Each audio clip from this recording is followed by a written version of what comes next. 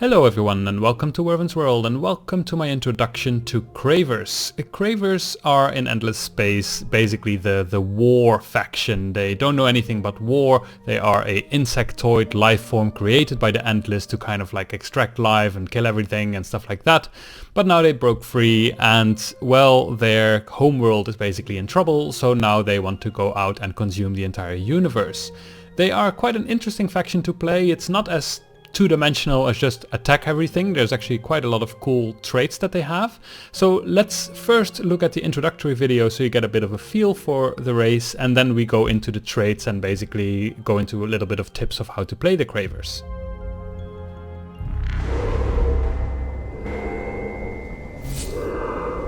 We were already hungry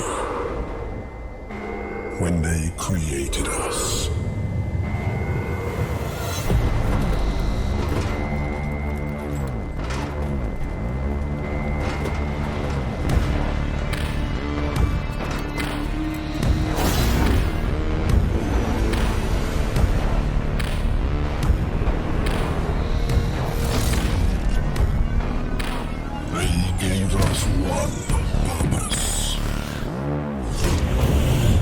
Destroy planets.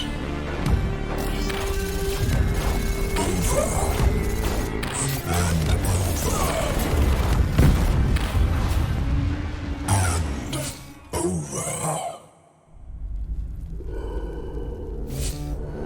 Even abandoned by our masters, our hunger still remains.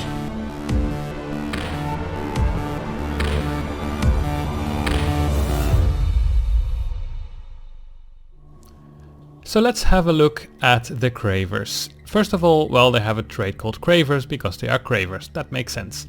But then they're also slave drivers, which is quite interesting because every population that is not from your race gets -5 happiness.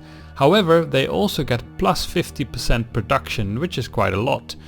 However, there's a couple of things that make this quite interesting, I think.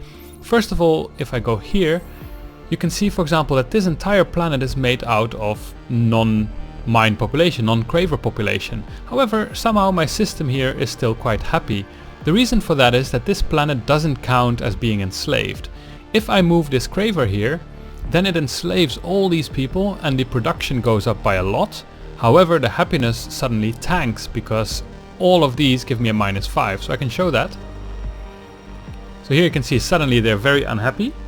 But if I now remove this one, you can see the production going down again, except for the food.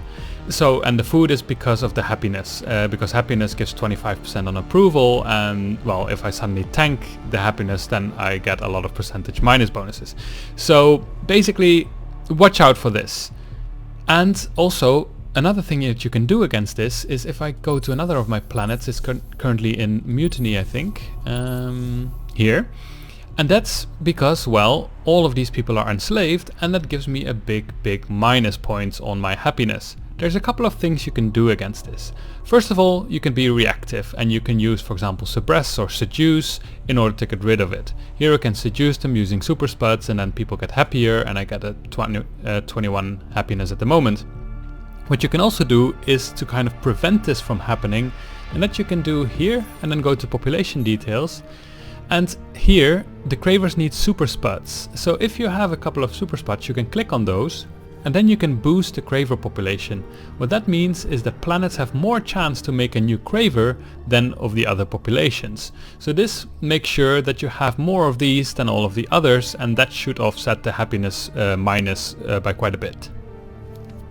The second trait here is Cravers, but for some reason it doesn't show up here what it actually does. If you start a game and you click on this race, then it actually does show what it does.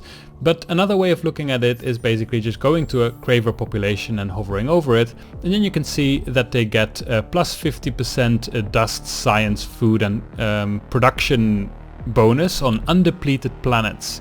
So this gives an additional mechanism to the Cravers, which is Depletion of Planets. As you can see here, this one here is depleted and this one isn't, and as long as it isn't depleted you actually get a big bonus on your production. However, you do get +1 depletion point per Craver on your planet. So here for example I have none, but here I have a couple, and this will deplete the planet quicker. Like now it says that it's depleted in 51 turns, but if I replace these then it's depleted in 9 turns. So the Cravers basically destroy these planets, they devour everything in their path, and as long as it's not completely depleted you will get a big bonus on your production. Make sure to keep track of this depletion mechanic, especially when colonizing new planets. For example, here I just colonized a new one and you can see I have 1 population on there. However, my current planet is depleted. So immediately when something is colonized, make sure to ship over some of your population in order to increase production by a lot. As you can see here, currently these are my current production stats, and if I move over the population, you'll see that it increases by a lot. For every Craver you add though, the depletion will go up, and now for example my population will only stay healthy for 36 turns, while now it will only stay healthy for 180 turns. So depending on how many Cravers you have on it, the depletion will go up of course. Next up is this Empire trait called Big Fleets, which is really good. It adds +2 command points on Empire, so each fleet you have can have 2 command points worth of extra ships. At the beginning this means that you can have 2 extra ships in one fleet. So you can make much bigger armies than your opponents, which should really help you with the battles. Then they also have less upkeep, so your ships are cheaper over time as well. Then we have crowded planets, which actually means that your planets have extra population slots, which again is actually really great. Then we've got fearless warriors, which means that our infantry gets additional health on Empire. Now infantry you can see here. Here for example I have now made my army to consist of 80% tanks or armor and 20% infantry, but you can change this however you want. You can divide this and your infantry gets a health bonus because you are a Craver. Then we start with Eternal War, which is not necessarily a positive at all. Basically this means we cannot negotiate peace with other races if we have militarists in the Senate. So as you can see here, at the moment I have a dictatorship with a militarist in the Senate, so I cannot negotiate peace. And of course this restricts you a little bit in your diplomacy. If I can somehow get rid of this militarist and put something else in, then I can actually have peace with empires. So depending on how you want to play, that can be interesting or not. Then we start with xenolinguistics and N-wave fusion. So N-wave fusion is here. It's a technology that gives me impervious bunkers, which adds to my defense in my planet. So if you're afraid of getting sieged or something like that, then this can actually be quite good. And you start with chain gang program, and I will get into chain gang program in a little bit in this video. Then we have xenolinguistics, which gives you access to this infrastructure here, which gives you more production on your planets, which is quite nice, and it allows you to harvest titanium immediately without actually researching this. The Cravers are a very offensively oriented race, and for that reason you will need a lot of manpower, which you can see here how much you have that, because the less manpower your ships have, the less efficient they are, and you also need it to invade other planets. So how do you increase your manpower? Well, there's a couple of ways. First of all, you already have some passive income of manpower. Basically a certain percentage of your food is turned into manpower every turn. You can increase this by having this law called larger host bill, and this actually doesn't cost any influence, so that's quite nice. And it increases your capacity of manpower, so basically you have a larger pool of manpower to draw from when you really need it, but also it increases the amount of food that's transformed into people or into manpower. Second of all, what you can do is you can build this chain gang program, and it's for me now it's a one-turn thing. It costs me some food and it converts one person into 300 manpower. This is not a building, you can do this repeatedly, but every time you did it once it goes away and you have to click on it again, so it's quite laborious. So I tend to use this as a backup, so when I really need manpower I click on this one in a couple of my system and suddenly I get like 1200 manpower in one turn, so you can really use this as a nice backup.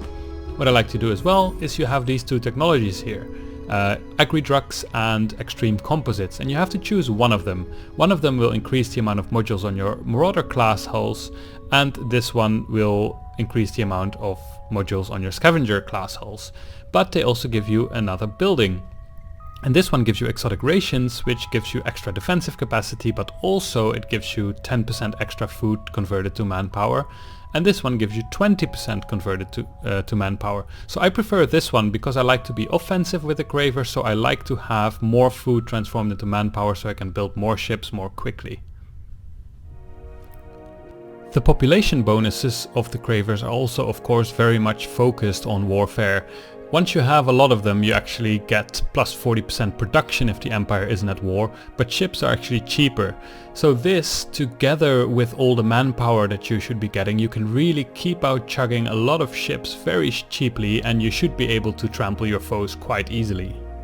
One additional cool thing about the Cravers is you start off with 2 exploration ships, and they're actually a force to be reckoned with, unlike other races' exploration ships. If you look at this here, you can see that you immediately start with 2 weapons. So actually against pirates and stuff like that, they are actually worthwhile to have, so you don't necessarily need to invest in military immediately to defend yourself against the pirates, but you can just use these ships.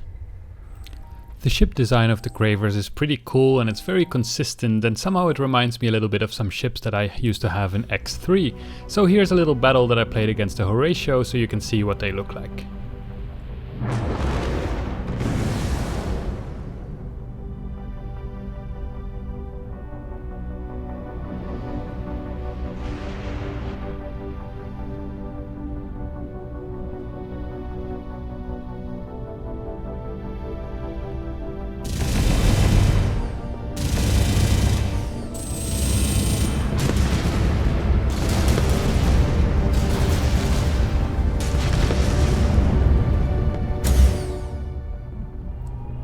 So that was my introduction to the Cravers. So this video was not meant as a big strategy guide like how to win with them or anything, but I do hope that it was helpful to get kind of a little bit of a feel for the race, as well as maybe a couple of gameplay tips on things that I think might be important while playing the Cravers. So I hope it was useful, and see you next time.